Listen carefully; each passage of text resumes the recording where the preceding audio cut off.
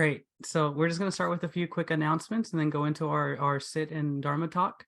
You're joining us on our regular Sunday sit. That's every Sunday, 4:30 p.m. to 6 p.m. on Zoom. On the 18th, which is next Sunday, we are going to have a hybrid session where we are going to meet in person at UUCOD in Rancho Mirage and also be simultaneously streaming on Zoom just like today. That is going to be the last one we have on schedule. That will be a hybrid meeting. We do want to be in person again in the future, but right now we're pulling back and seeing what we can do in the future for other opportunities to meet in person to practice as well. Tuesdays, we have our meditation as refuge. That is 6:30 p.m. to 8 p.m. on Zoom, and Jokai will be leading this next one. Wednesdays, we have our peer-led Just Sit. That's a silent meditation on Zoom for 45 minutes. Wednesdays, 5:30 p.m. to 6:15 p.m. And Fridays, we have our loving kindness meditation or meta group. Ian Challis will be leading that one. Fridays, 4:30 p.m. to 5:15 p.m. on Zoom. And speaking of opportunities to meet in community in person, we're going to be having a residential retreat at Dhammadina Retreat Center in Joshua Tree for the ICD community. It's called Sangha, Reclaiming Connection, Reclaiming Community. It's going to be residential between February 17th to 20th. And Ian Chalice will be leading it with Arena Wiseman and Freshlev White. And we also have our excuse me, our introduction to meditation classes that we're doing on the first Saturday of every month. The next one is going to be on January 7th, and that's, I believe, with Ian as well, actually. It's a suggested donation of $20 for that Zoom class.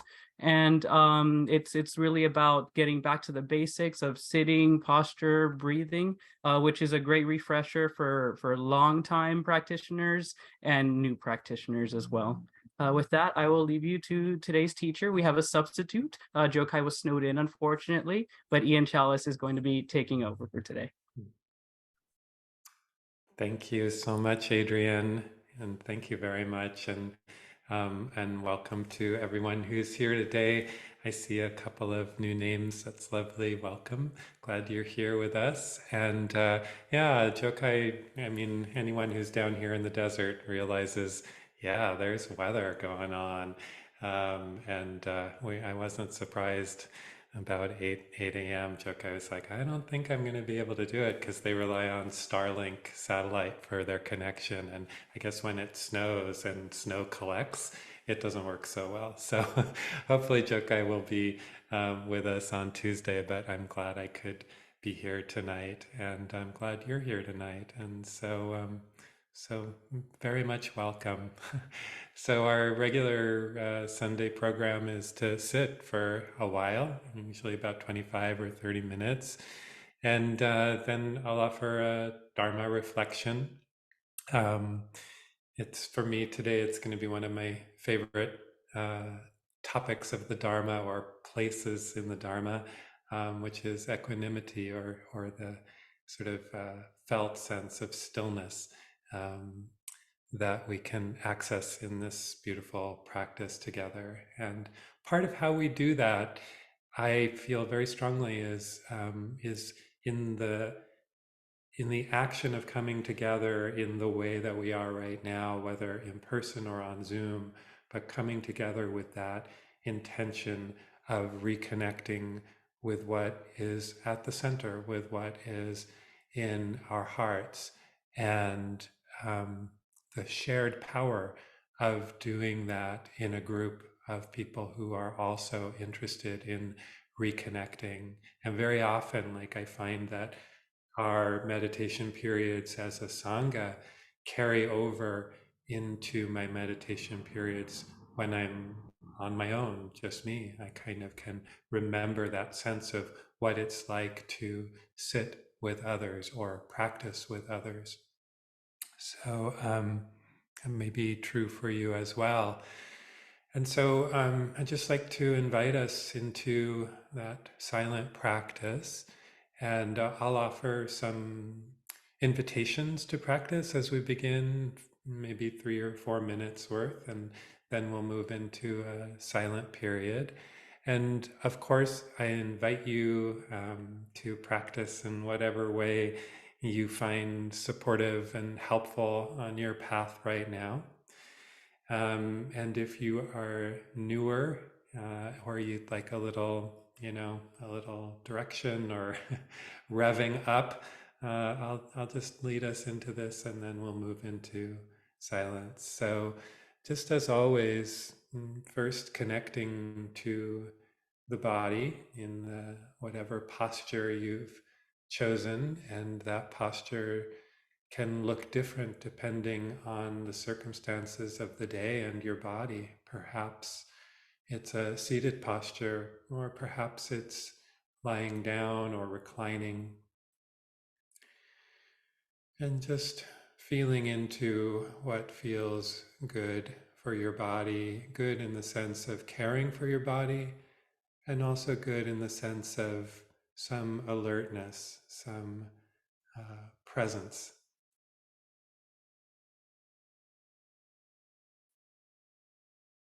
And then taking a few deep breaths if that's comfortable for you.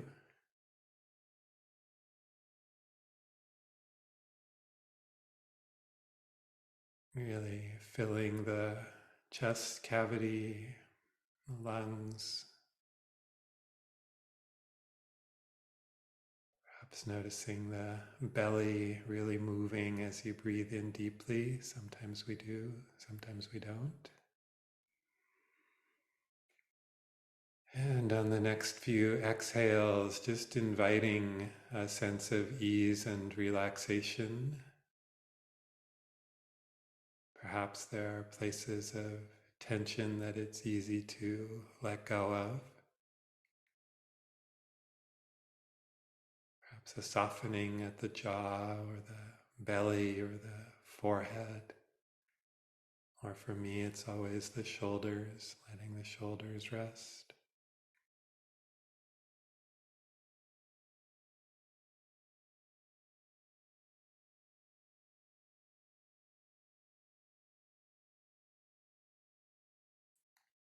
And what can be so helpful to do from time to time in our practice is this gathering of attention, gathering of awareness that we call samadhi, collectedness. And so, one way that we can do that is by inviting our attention to rest with the process of breathing, noticing the places in the body where our breath is most easily known, and allowing that to be the through line, the anchor, the place we come back to. And for some of us, it's better to rest with sound, to just be aware of the presence and rise and fall of sound in the room or the space where you are.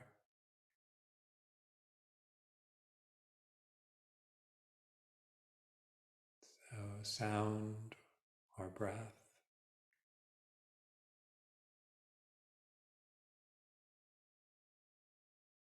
Or you might like to rest with the sense of touch, perhaps, and noticing the contact points of the body with the chair or the floor or the bed or the couch.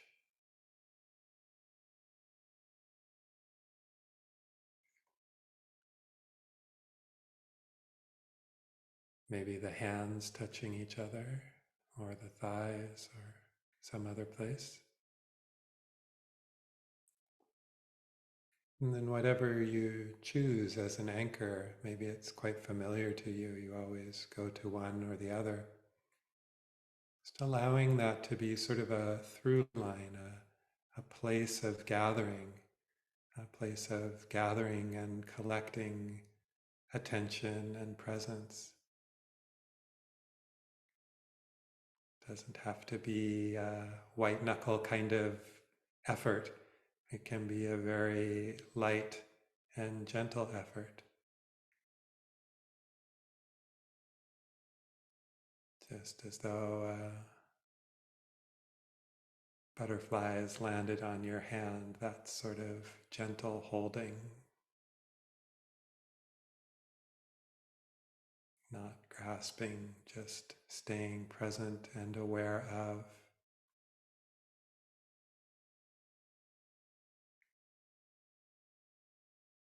And of course, attention will wander from time to time, which is what attention does. And so seeing if you can invite attention back to your anchor, breath or sound or body sensation again and again, just strengthening this sort of muscle or this capacity for collectedness, for gathering attention, gently gathering and coming home in this way to this moment, right here and right now.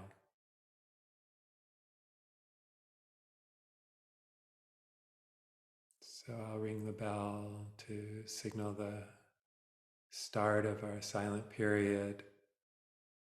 I'll ring it once and then 3 times at the end.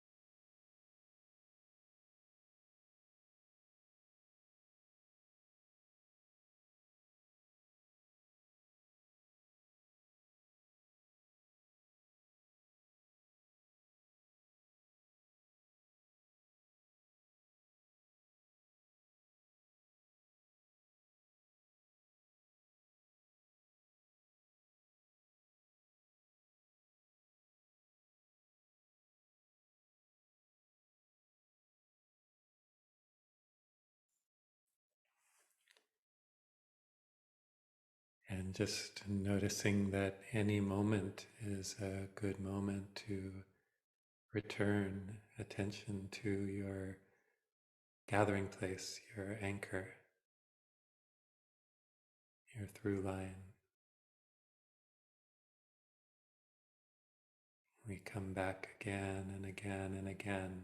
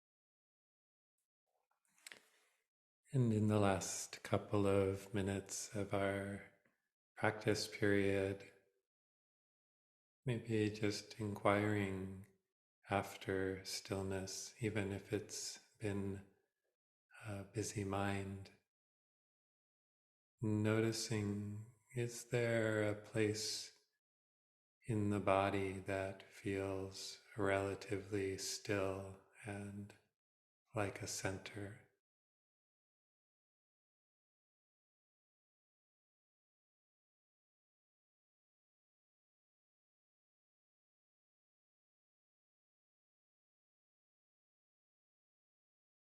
And noticing in the mind, even though there may have been lots of thoughts coming and going, is there also a place that's relatively still in that coming and going?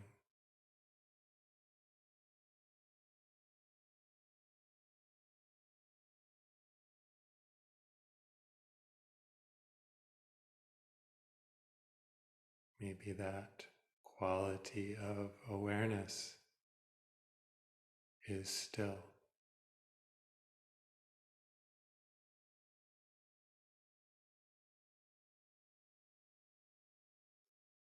And finally, checking in with the heart. Is there a place of stillness in the heart that can be known?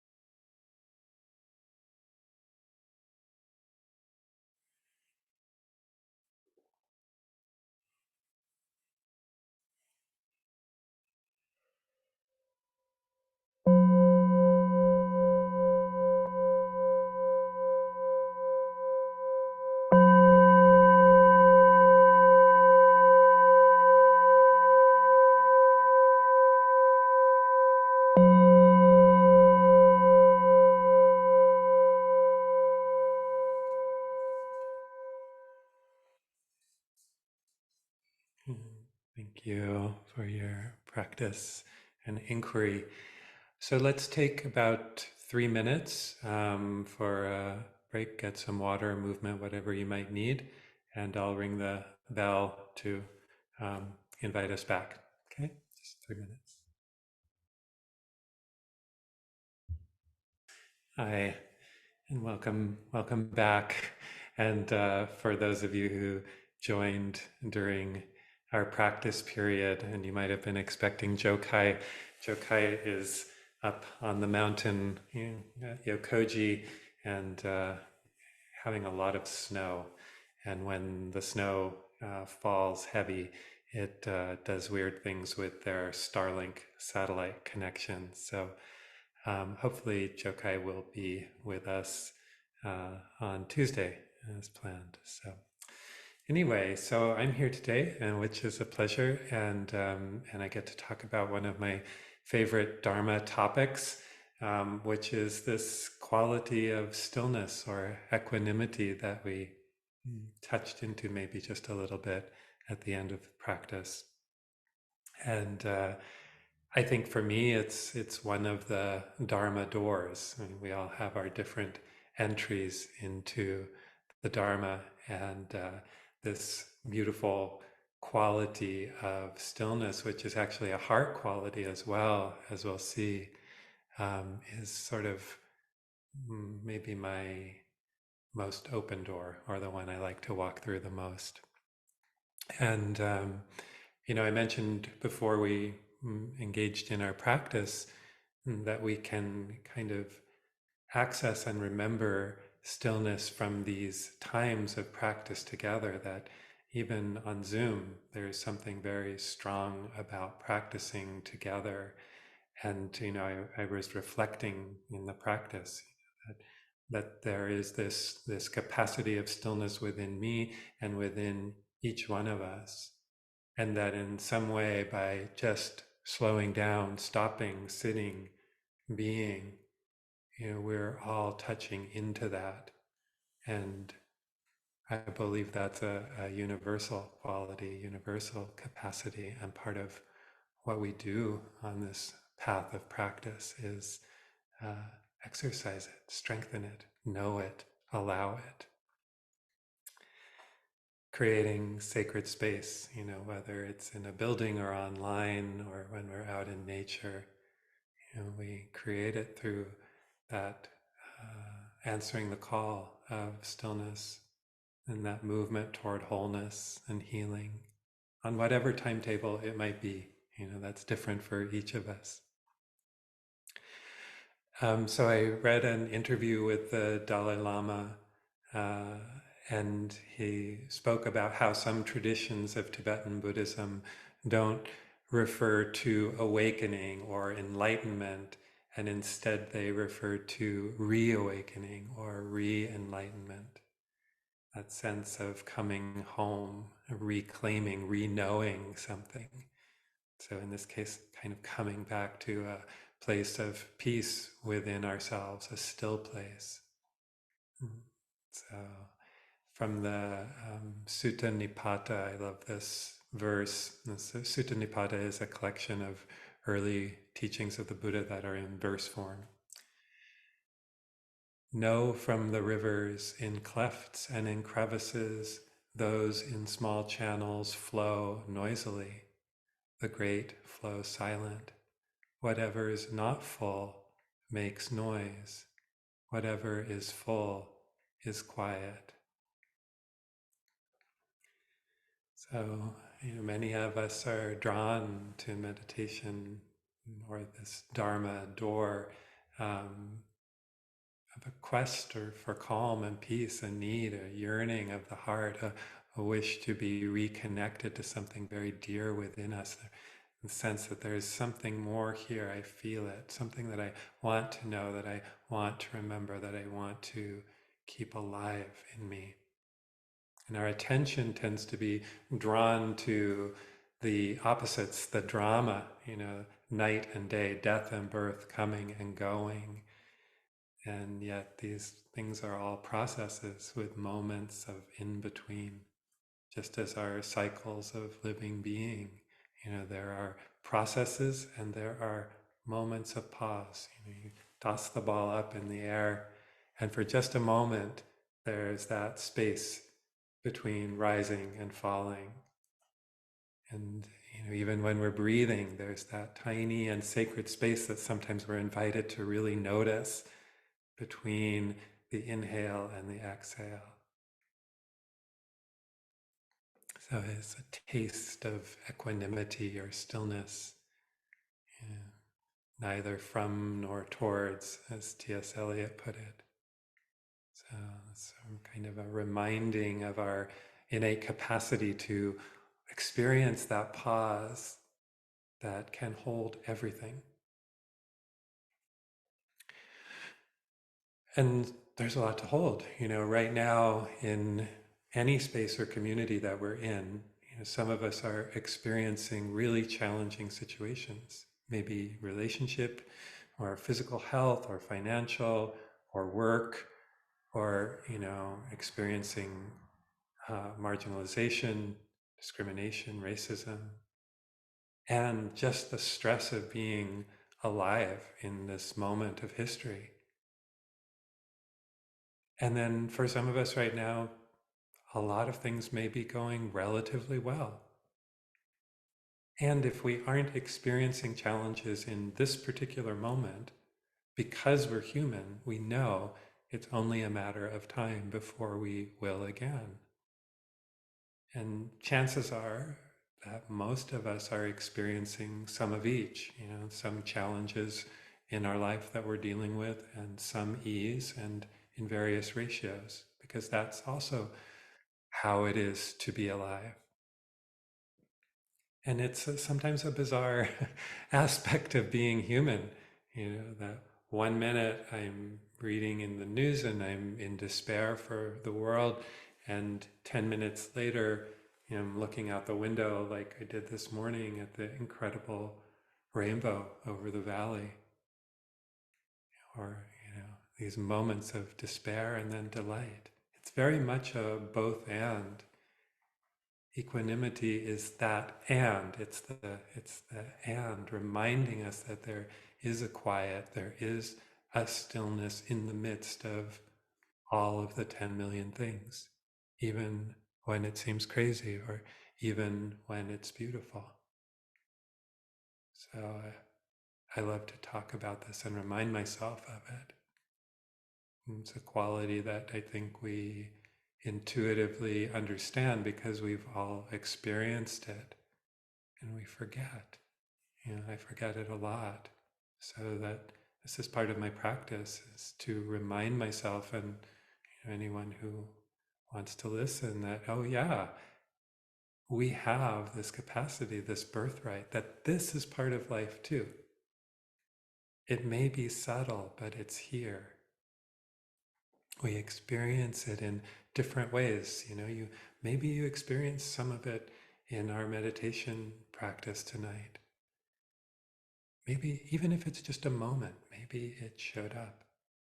Maybe you experience it on retreat, or maybe you feel it for a moment while you're washing the dishes, or stopped at a stoplight on 111, or maybe even in the midst of a conversation, you might just touch in like, oh, there's a stillness here in both of us. There's something.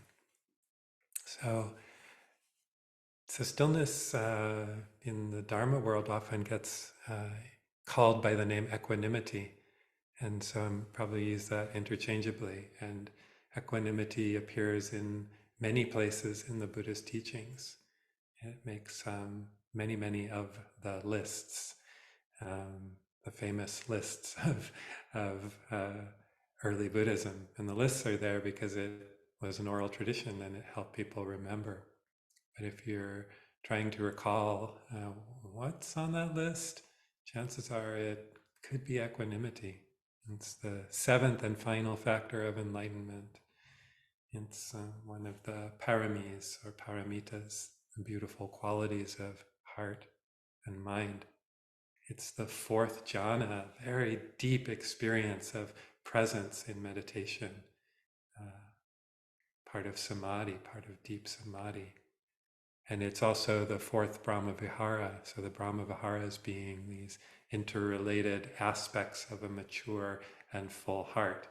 And we have a practice group on Friday where we practice with each of these: metta, loving kindness; karuna, compassion; mudita, appreciative joy; and upekkha, or equanimity. And upekkha, or equanimity, isn't maybe as juicy seeming as like compassion or metta, but it's almost like the framework uh, that holds all of the other qualities of the heart. It's almost the framework that makes a wise and knowing heart possible. And so, of course, equanimity is also just a word, a name, but it's pointing us toward a felt sense, an actual thing that we can experience, or an actual state that we can know, or an actual substrate that we can remember. So it's a refuge of the heart that holds everything that arises with tenderness and understanding. It's a different way of being on the wheel of life.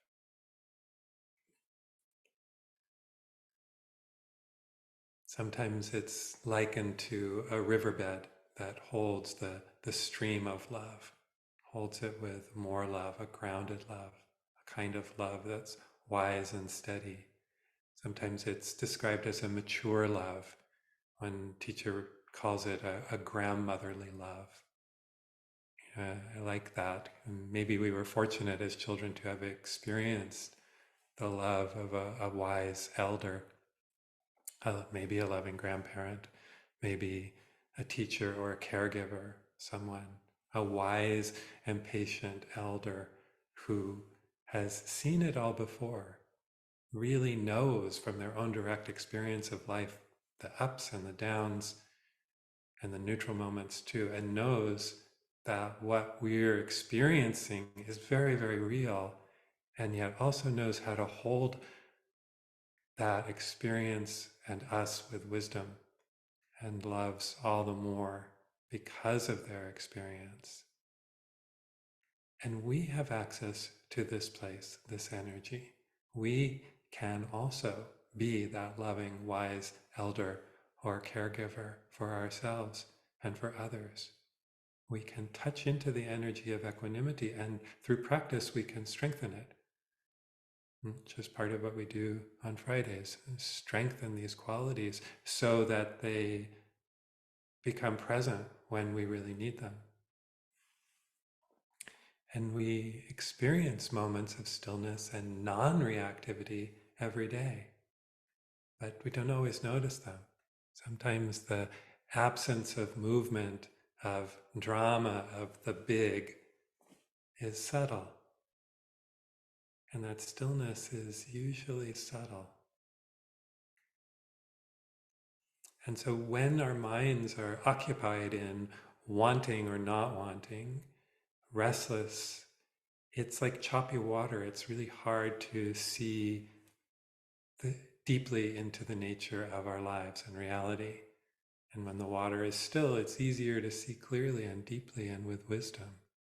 And so this is why equanimity is an awakening factor, a necessary condition for clear seeing, for insight, for that reawakening process that the Dalai Lama talks about. And in the stilling, it's not indifference. We don't lose or set aside our capacity to feel. That's so important. We don't lose the richness of our emotional life. Instead, because of that foundation or refuge of stillness, we're able to be present with our emotional life with some tenderness, with care, with steadiness. So a quieting, but not a dampening. And a good way of noticing that is like if it feels hard or gray or cold, then we might notice that that isn't equanimity happening because it doesn't have the other aspects of love in it.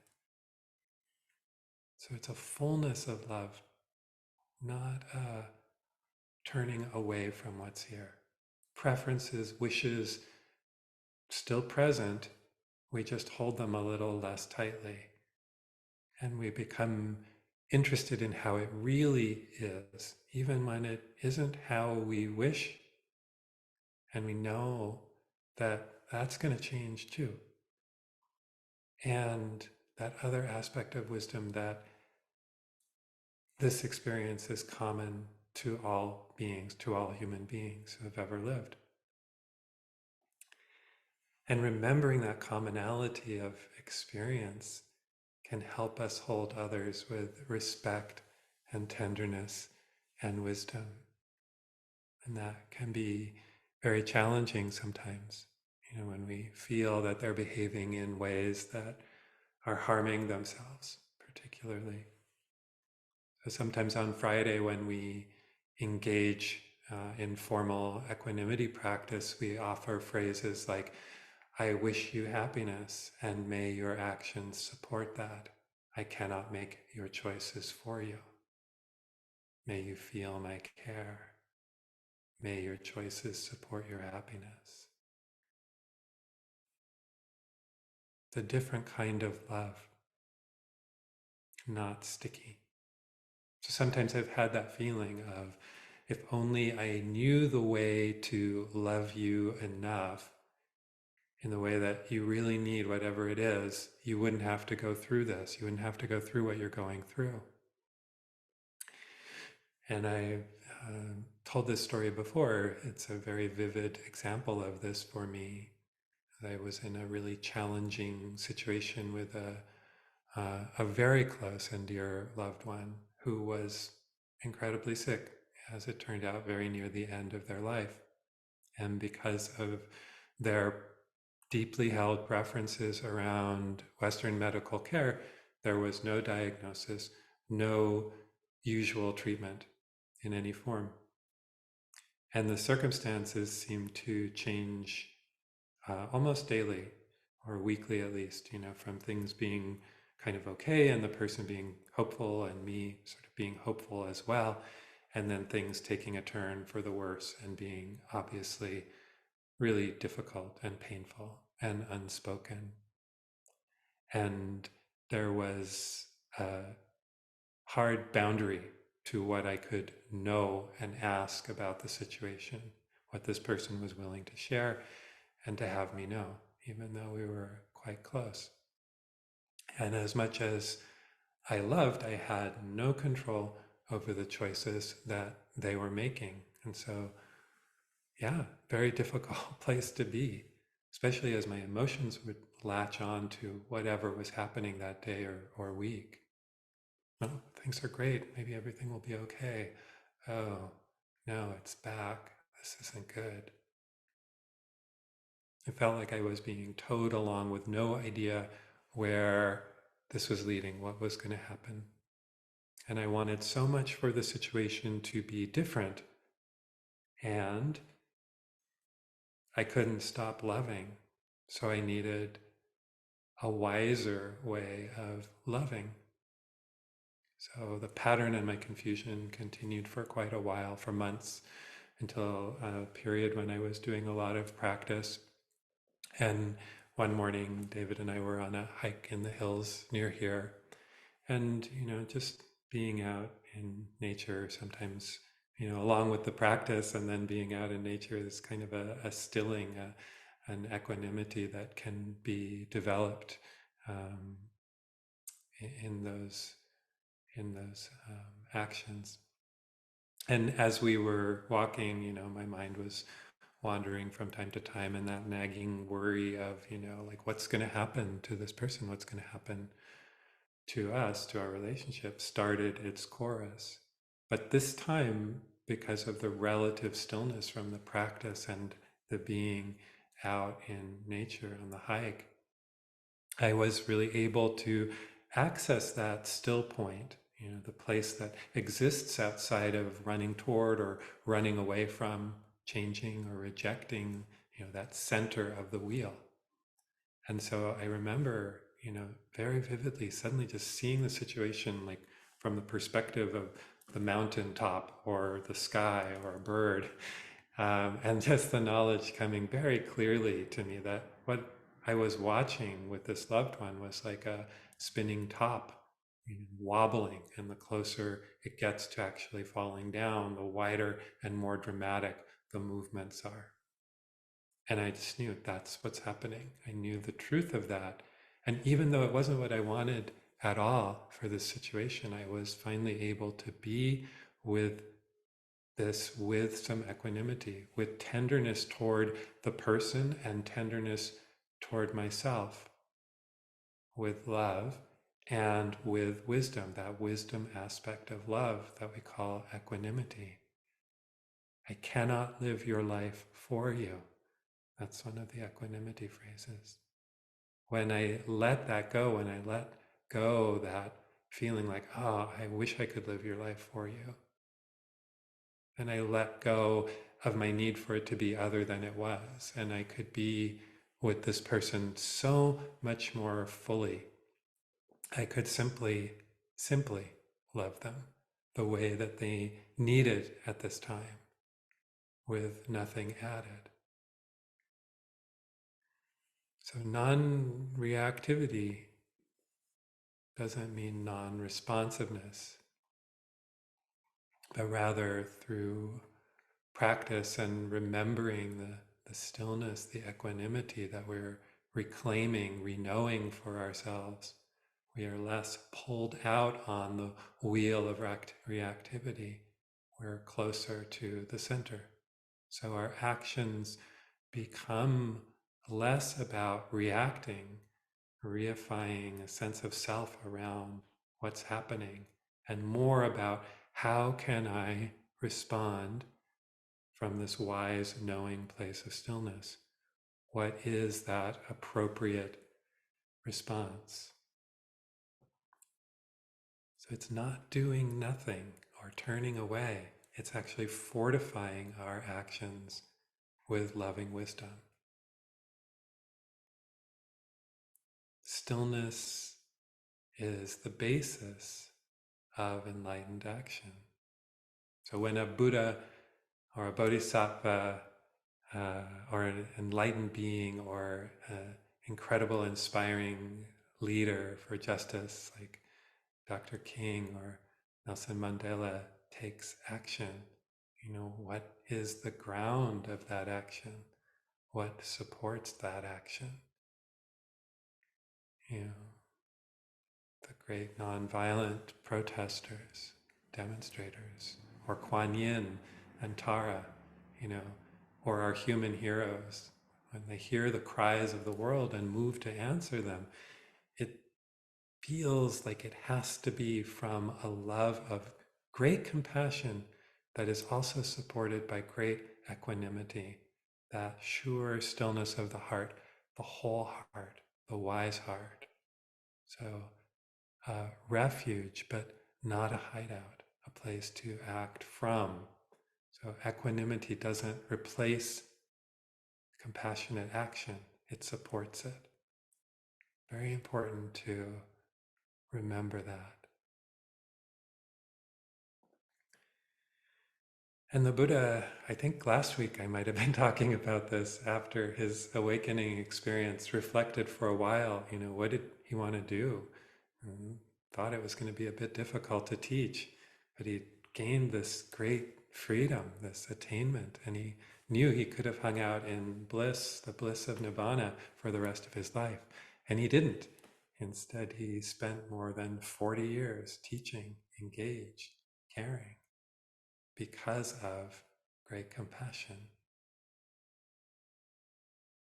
and some equanimity, knowing that, yes, some people will get this and a lot of people won't. And that's okay. I can still take this action.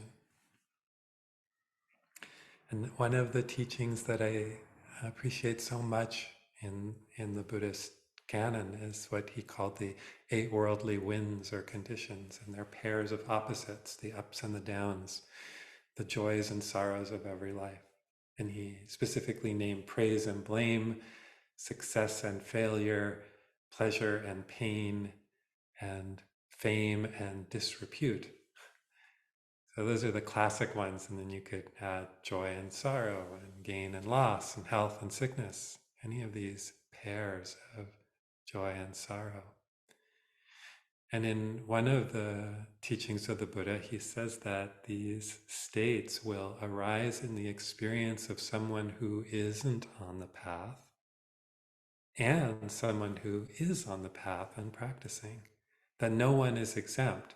So our practice doesn't stop these states from arising. But he says there's a difference when we practice. Without practice, we might not see that whatever is arising, whether it's pleasant or unpleasant, is inconstant and therefore subject to change. And we might not have developed that patient wisdom of equanimity to remember that we are always existing within change. So when we practice, he says, we start to see everything that arises as it really is. So again, that clear seeing supported by equanimity.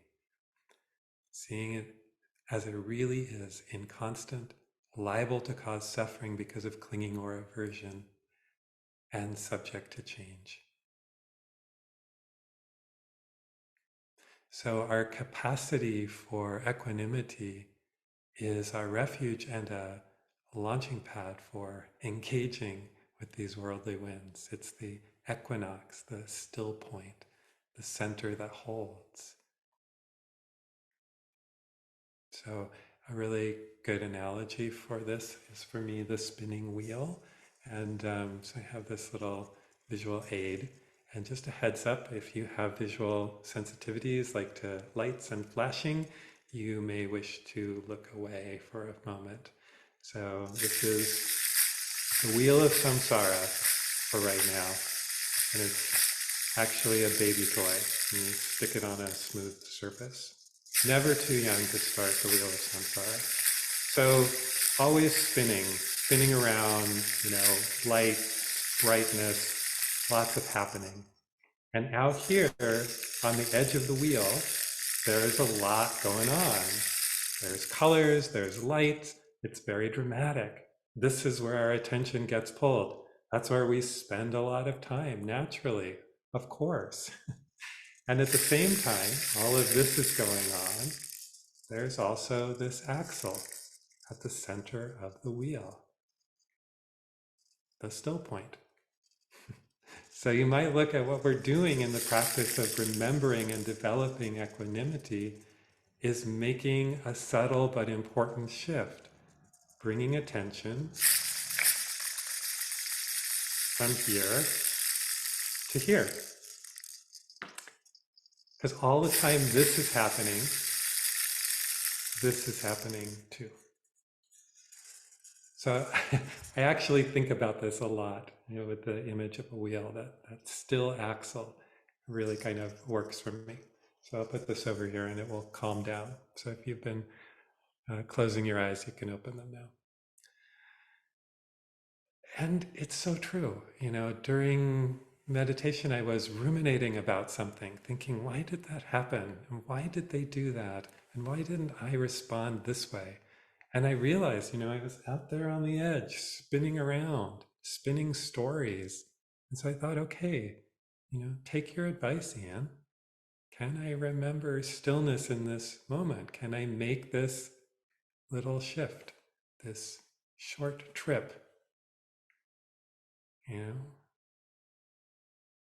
All of this spinning is happening, and there is also the axle, the still point. And I can either live out on the edge in a lot of motion, forgetting that there's a center, or I can live in the center and make space for everything that's going on all around. Or maybe I can at least remember that I have access to a center. And this is part of our practice of mindfulness, is remembering to practice, remembering that we have a choice in where and how to place our attention. So we may not always be able to do that, but we may remember more and more that we have this capacity. And so this is why we do the practices again and again and again and again. Because the more we practice and remember, the more likely we are to remember when circumstances are challenging and difficult. It's like, oh yeah, I can choose to align myself with stillness and equanimity in this moment. And that will help me respond in a way that's non-harming and helpful. So reclaiming our own center, not where dominant culture says it is, because I think we all know where our culture would like us to be, where social media wants us to be, where the market economy and all the rest of it wants us to be. And it isn't right here, and it isn't right there. That's why in the meditation, I invited us to see if we could get in touch with where the center is for us. What does that feel like? Center of the body, center of the mind, center of the heart. What is that stillness like?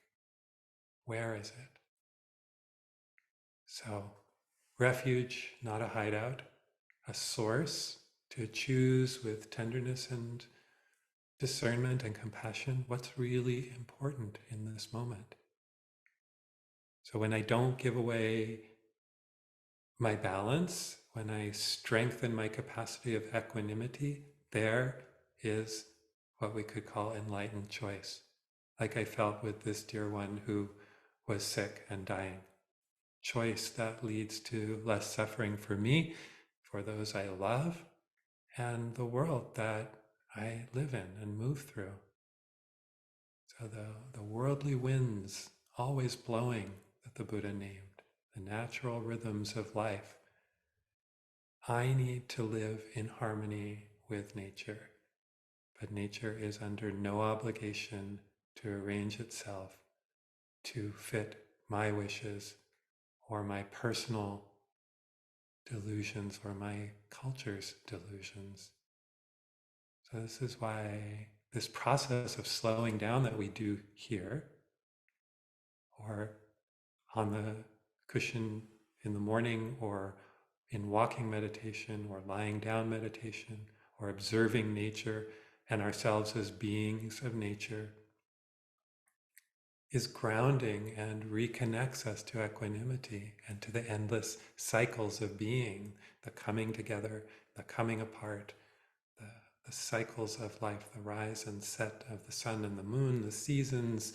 We're 10 days away from the equinox, the tides, our bodies breathing in and out, everything changing constantly. We exert, we rest, we experience joy, we experience sorrow. The whole universe breathes and changes. Breathes and changes in the stillness, from the stillness, with stillness at the heart. So our practice strengthens that view, seeing beyond categories, seeing processes instead of fixed things. A helpful way of thinking about this for me is sitting in the middle of life with tenderness. Not trying to escape life, not trying to force it to conform to my wishes, but to sit in the middle of life with tenderness. With a tender heart for life, a tender heart for myself as well. And when we practice, when we sit on the cushion or whatever we do to remember our inner stillness, maybe it's chanting or simply lighting a candle or caring for an animal or a plant or being, or just being outside and, looking up at the sky. We're engaged in a radical counter culture idea, activity. We're choosing to be rather than to be defined, to let go rather than consume, to cooperate rather than compete. So the spinning world, I don't know if you can see this anymore, I'll put it back. But the spinning world, gives me a set of norms and it says, look at me, look at me, look at me. And I know that it can catch my attention, but it can't describe me or anyone else or contain what's truly in our hearts. So one more sharing from the Dhammapada, which is, I quoted from last week too. This is a beautiful collection of verses of the Buddha. There are those who discover that they can leave behind confused reactions and become as patient as the earth, unmoved by anger, unshaken as a pillar, unperturbed as a clear and quiet pool. There are those who discover that they can leave behind confused reactions and become patient as the earth, unmoved by anger, unshaken as a pillar, unperturbed as a clear and quiet pool. Notice also that it doesn't say that you'll never feel anger. It says it's possible to be in a place where you are unmoved by anger, as patient as the earth. So let's just take 2 minutes and let the words and concepts wash through us and flashing lights and land where it will. and flow where it will.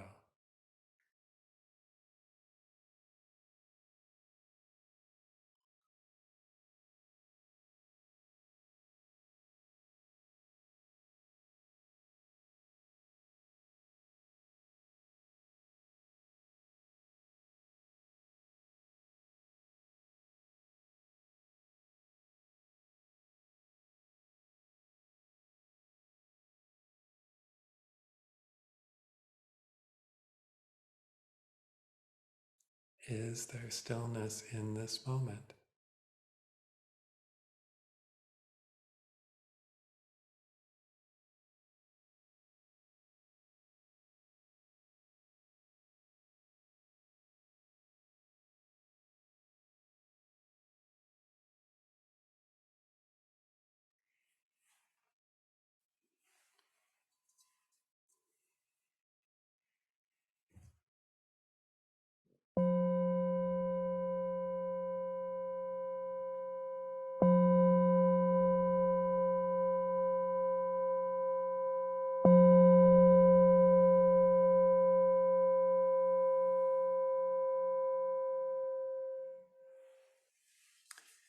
Thank you. And I just remembered one thing I wanted to announce before we open the floor. Um, Sunday falls on, or Christmas falls on a Sunday this year, as does New Year's Day. And we will be meeting on those days. So if you would like a place of stillness in the midst of the holidays, come on Christmas and come on New Year's. And the Christmas program, or the Christmas Day program, the program that we have on the day of Christmas will be a little different, but maybe not a full Dharma talk, maybe a little more practice and sitting. So um, that said, and that invitation given, I would really love to open the floor and check in with you and see how that may have landed, and anything that you would like to share, ask, observe, or offer uh, to us as a group. Okay, well, I think we'll close there, unless anyone has a last minute raised hand. Okay. So, yes, so next week, if you're in town and you would like to practice with bodies in the room, it will be the last hybrid for a while, last Sunday hybrid for a while. And Mary will be driving in from LA, and Adrian will be hosting both in person and virtually. So please come if you can and would like to, or join on Zoom. So let's just take a moment and just do this thing we do called dedication of merit. And what that just means is that we recognize and celebrate the value and power of coming together as individuals and creating this thing we call a sangha, this group of energy and practice that is uplifting and useful and leads to peace in the world and in our hearts. And then we open that and choose to share that with all beings. May they feel that peace. May they feel that openness. May they too develop wisdom. May they too develop stillness. And may all beings benefit in all realms. So thanks so much, everyone, and hope to see you soon.